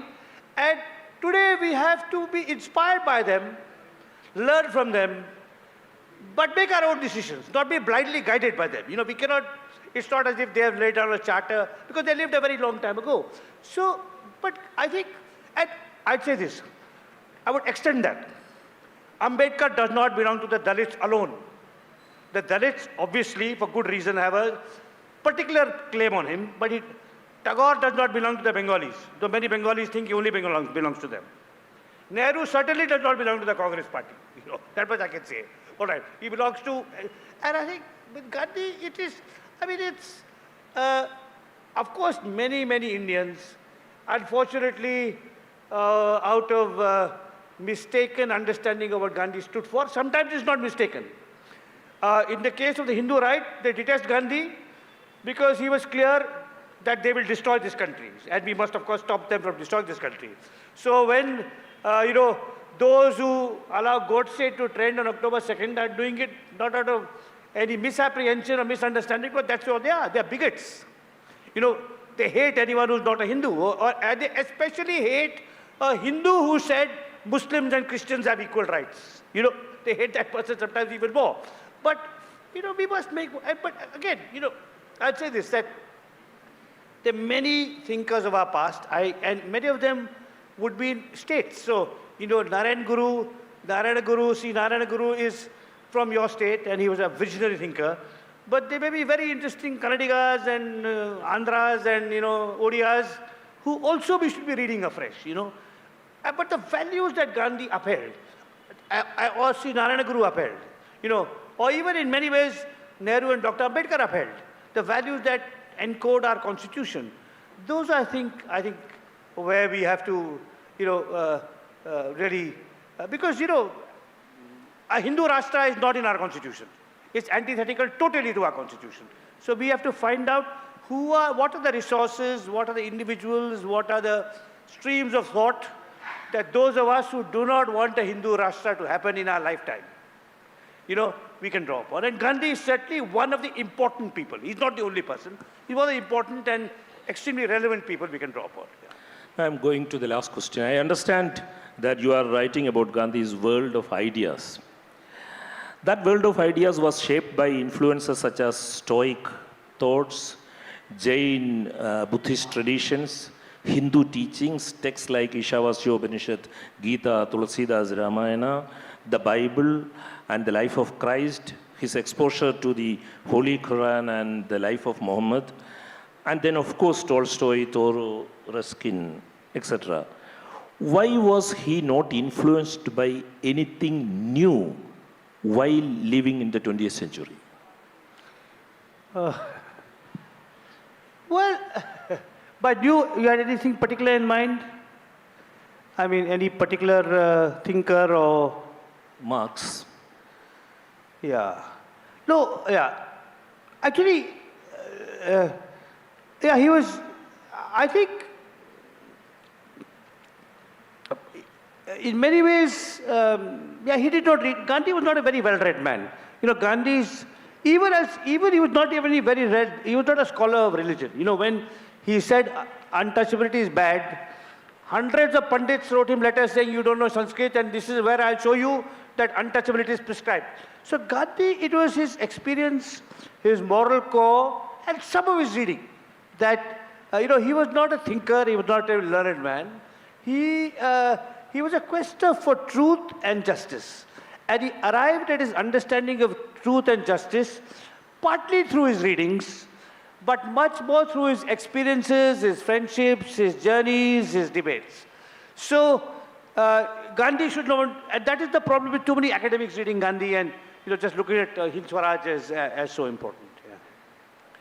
Yeah. Thank you for responding to my questions, and now I leave how എത്ര സമയമുണ്ട് നമുക്ക് നമുക്ക് 15 minute ഉണ്ട് ചോദ്യങ്ങൾ എന്തെങ്കിലും രാമചന്ദ്ര ഗുഹയോട് ചോദിക്കാനുണ്ടെങ്കിൽ you can just ask and mike is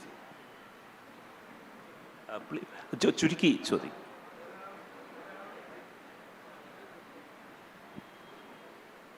You want to identify who will ask? Sir, Yeah. Gandhi negated himself, his earlier stance many a time. Huh? Gandhi negated his own earlier stance many a time. His own religious stuff. His own. Gandhi negated his own earlier stance many a time. Likewise, he was totally against immunization and in a way to modern medicine too. What was his later position and why? No, I don't want to, I mean, we don't have to follow Gandhi, as I said, in every respect. And I am certainly for the vaccine, was for the COVID vaccine. So I think Gandhi had his fads and eccentricities. For celibacy is one. Immunization, I think it was Rajaji who opposed it more than Gandhi. Not, I think, just please check. For the BCG vaccine, Rajaji opposed. I don't think Gandhi had a strong stance on vaccines. I may be mistaken. Yeah, but yeah, go ahead. Hello, sir. Sir, I'm here to ask something as a person under 30. Yeah, come, yeah. I speak loud. I'm actually representing a young person here. Yeah. And I want to ask you that on October 2nd, on Gandhi Jayanti, I have been seeing a lot of fake propaganda videos Yes. that is trending against Gandhi. Yeah. And I have seen my friends who are very educated, and they are not actually far-right people. They are actually left people and very Yeah. educated people, Yeah. actually supporting a lot of things that we already discussed, like Gandhi versus Ambedkar. They want to put down Gandhi to show Ambedkar Yeah. as a good Yeah. thing. And it's very concerning because they did, the right propaganda already did that to Nehru, but now Yeah. Gandhi, he's not just a figure, he's a lot of values that India is representing to the world, like Ahimsa, Satya, and a lot of things like that. So what can we actually do? Because majority is in social media and very lot So, that is true. As an individual, I advise every young person, and now actually not just young person, even people my age, to spend less time on this. Okay, now, or if you do, listen, Instagram, I'm not on Instagram. I'm on Twitter, I just post the thing. Because, you know, it comes, it goes, you can distort, you know. Long before social media, in 1940 or 41, there was an American politician called Cordell Hull. He said, a lie has gone halfway around the world before truth has got its boots on. Now obviously with WhatsApp and so on. So I would say you have to, don't get distracted by that.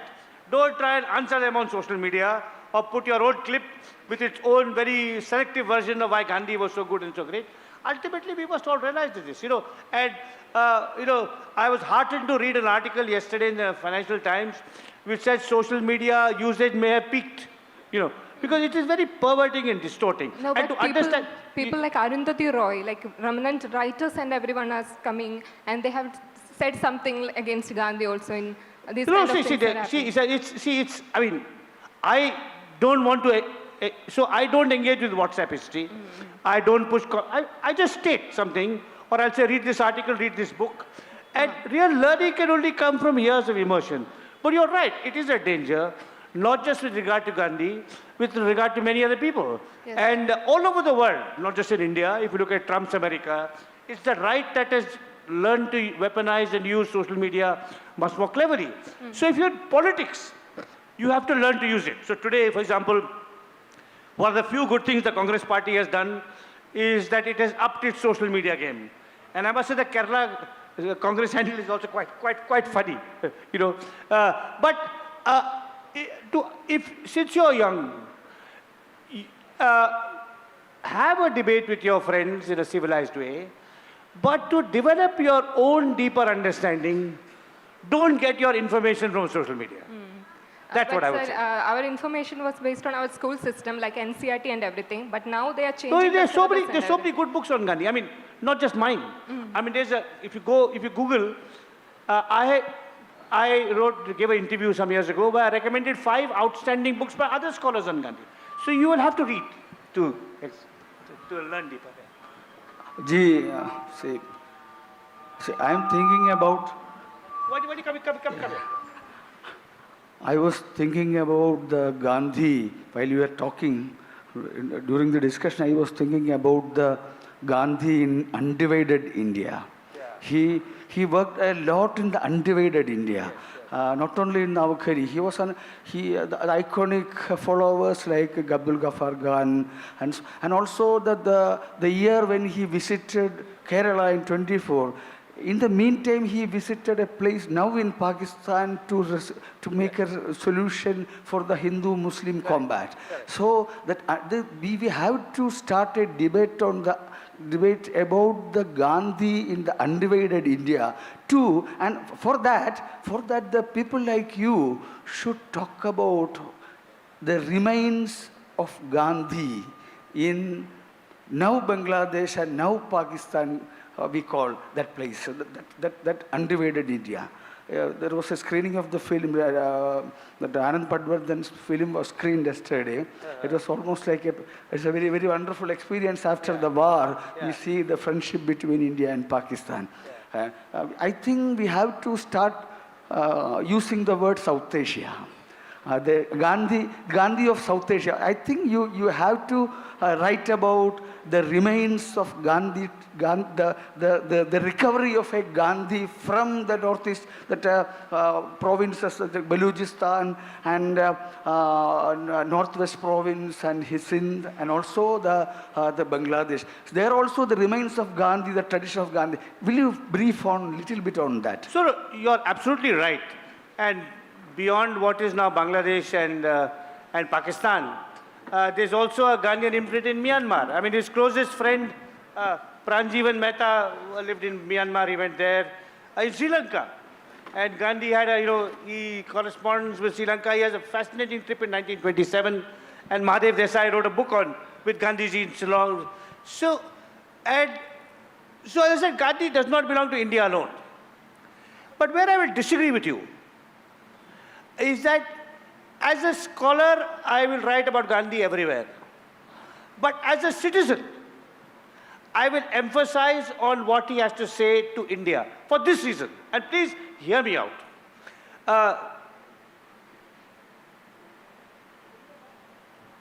There was a very great, I will have to tell a story, it will take 2-3 minutes, but there was a very great British biologist called J.B.S. Haldane. Was a great biologist of the 20th century. In 1956, he and his wife, who was also a biologist called Helen Spurway, left Britain after the Suez invasion, came to India and became Indian citizens, and then lived here, worked here, and so on.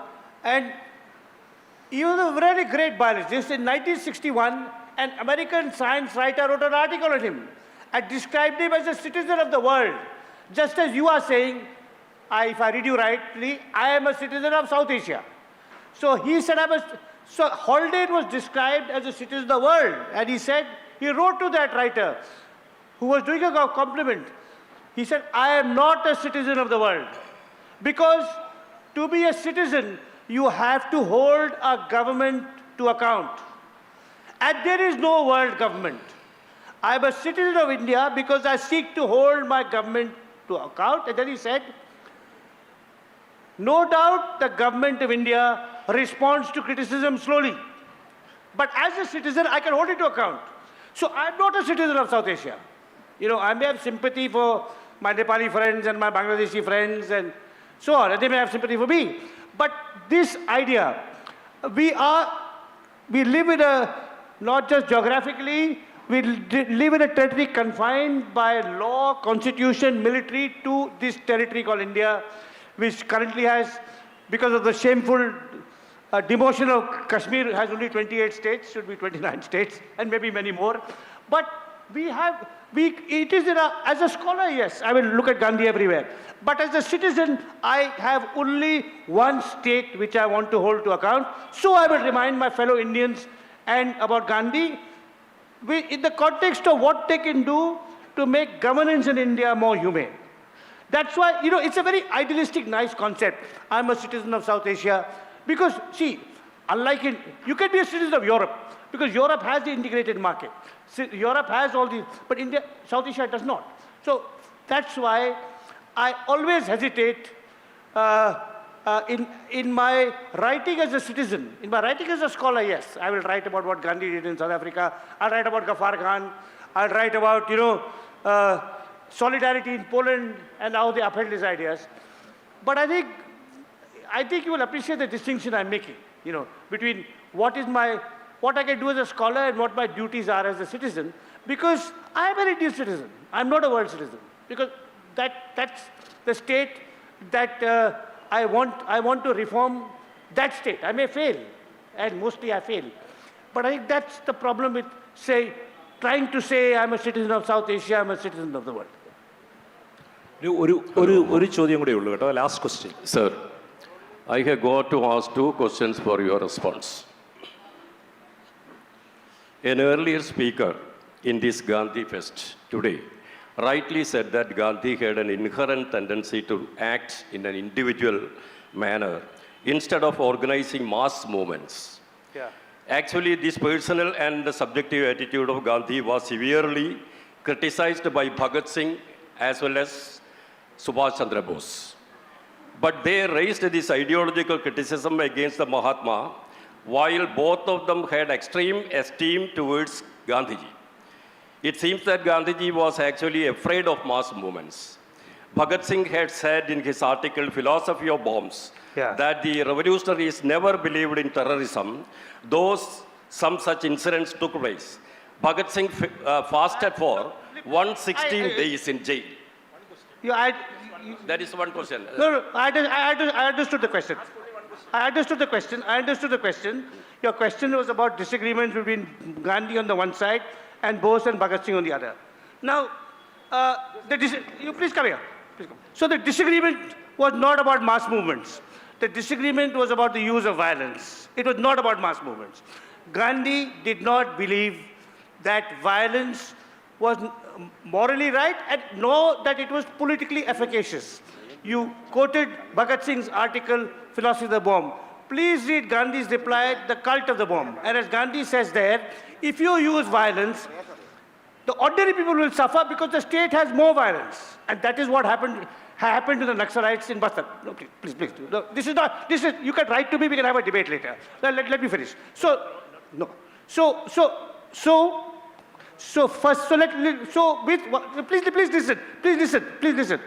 Please listen. You've asked the question. Do me the courtesy of listening. So that was the major difference. I have a book coming out in a year's time called Arguments with Gandhi, where the Bhagat Singh, Gandhi, all is debated. Listen to it.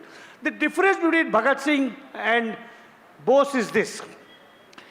Bose had already evolved his political views. He was totally committed to violence, and he was totally committed to authoritarian rule. Bose was a great patriot. He believed in Hindu-Muslim harmony, but he sided with Hitler and the Nazis. Now that tells you, if you believe that ends are everything and means are not, there's a problem. There's a difference between Bose and Bhagat Singh. Bose was a politically evolved being when he disagreed with Gandhi. Bhagat Singh was in his early 30s. And you will, I want to say one, this is very, let me say something.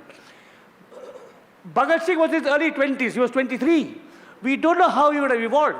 He was a young man. He worshipped Lenin, but he did not know what was happening in the Soviet Union. Where would he have gone? How would he have evolved? So the tragedy of Bhagat Singh was that he was cut off here. If it's in my new book, you will also see, I've explained how it's a lie that Gandhi did not do enough to save Bhagat Singh's life. He did more than that. But the most important thing, which I've got a link to Kerala, and since the Communist Party of India today, Marxist, is in power only in Kerala and is likely to be only in power in Kerala, I recently met a very important leader of the CPM. And please listen to what I told him, so that you'll know, just as posing Ambedkar to Gandhi is counterproductive, posing Bhagat Singh to Gandhi is also counterproductive. I told this person, in your annual party conference, you have 4 individuals, Marx and Engels, 2 19th century German thinkers, Stalin and Lenin, 2 20th century Russian dictators. Why did you remove one of them and put Bhagat Singh? At least you'll have an Indian. So this tells you that A, I admire Bhagat Singh. B, I don't know where he would have gone if he had grown older. C, it is very simple to misrepresent what Gandhi said and what he thought and that debate and polarize it. And you don't have to be on social media to represent it. You can take one quote out of context. They had disagreements on the question of nonviolence. But if Bhagat Singh, it's my belief that if Bhagat Singh had lived longer, he would have been the most original Marxist thinker produced by India. He may have moved in directions we do not know, because if you look at it, I've studied his notebooks, by the way. And if you see the range of his reading, he's reading Adam Smith, he's reading Tolstoy. We don't know where he would have gone. So, but please do not, if you go back into these debates, if you want to use Bhagat Singh to knock out Gandhi, you're only helping the Hindu right and no one else. I cut short my question only one word. That is, you have said about Mahadeva Desai in detail, but what about Acharya J.B. Kripalani? Yeah, no, that's a good point. There are many people, you're right. Kripalani met Gandhiji even before Mahadev did. But he's an extraordinary figure, but Mahadev, people know about Kripalani, because Kripalani wrote books. Kripalani was an MP. Kripalani famously criticized Krishna Menon. But Mahadev was actually with Gandhi for 25 years, every single day, interpreting him, translating him, chastising him. So there were many people, I did not, but Mahadev was in a class of his own, and his contributions to the making of the Mahatma, I mean, since Marx was mentioned, without Engels there would be no Marx. Without Mahadev Desai, there would be no Gandhi, and you cannot say this about anyone else. I can be absolutely clear about that. Sir, good evening. Yeah. Thank you for the enlightening conversation. It's a very short question, maybe a brief response shall do. How do you think Gandhi's philosophy would inform his response to the recent Gen Z protests? Because the former people who raised questions touched upon South Asia, Nepal, Bangladesh. I have not studied it, Rajiv. I have not studied it to answer it in any. I can't speak for Gandhi. I can't speak for what Gandhi will do today in Nepal. I can't.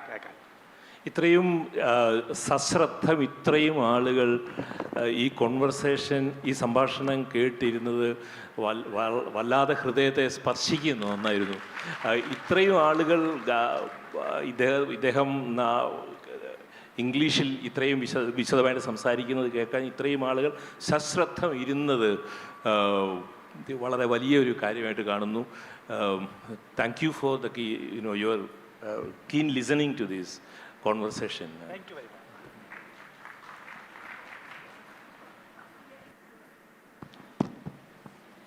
We are extremely happy to express our honorable gratitude for your inspiring words, clear and confident communication connecting Gandhi to Indian approach influence of Gandhi and Ambedkar, etc., leads to the treasure of knowledge.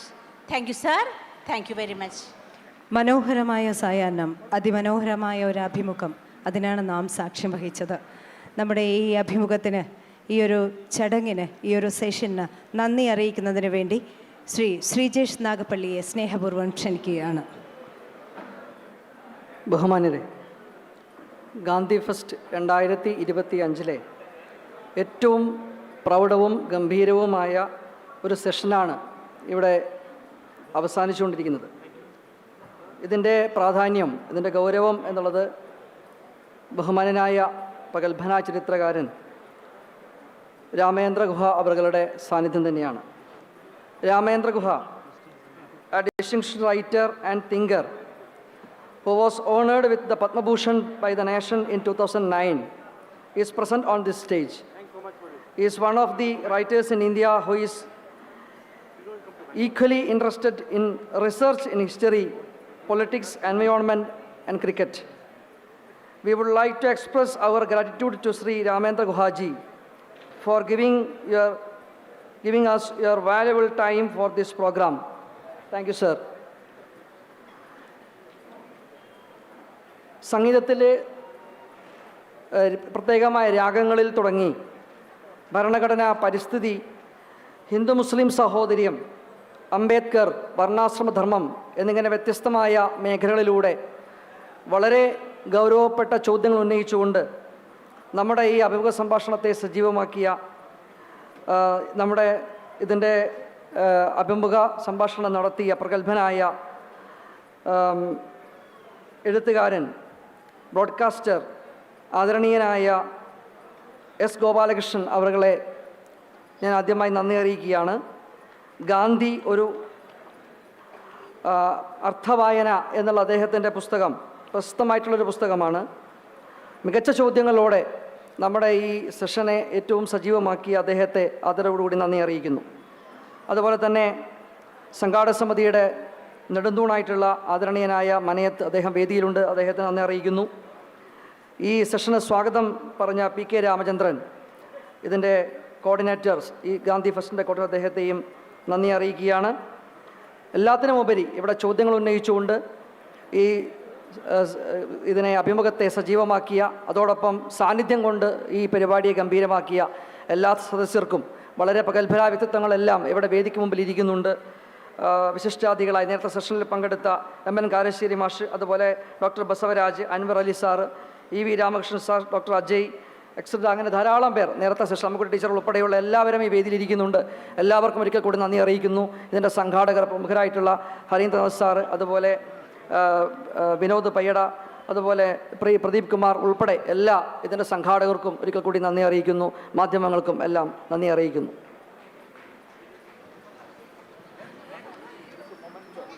അഭിമുഖത്തിൽ പങ്കെടുത്ത രാമചന്ദ്ര ഗുഹ സാറിനും ഒപ്പം S ഗോപാലകൃഷ്ണനും ഉള്ള സ്നേഹ സമ്മാനമാണ് ഇനി ഈ വേദിയിൽ നടക്കുന്നത്. We warmly invite Mr. Maniya Chandran, Chairman Gandhi Fest, to hand over the memento to Dr. Ramachandra Guha.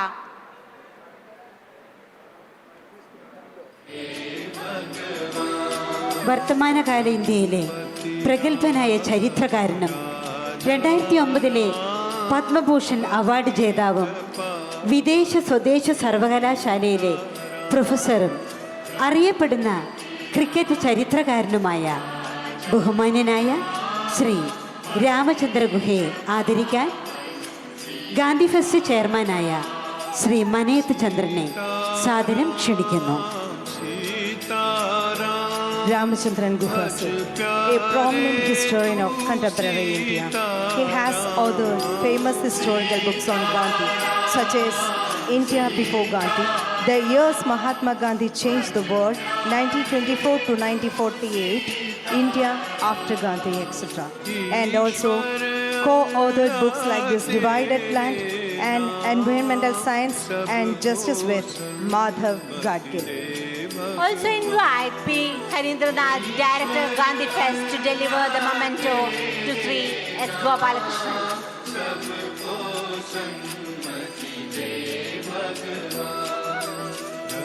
Raghupati Raghav राजा राम पतित पावन सीताराम रघुपति राघव राजा राम पतित पावन सीताराम सीताराम सीताराम भज प्यारे तू सीताराम सीताराम सीताराम ഇനി ഗാന്ധി ഫെസ്റ്റിൻ്റെ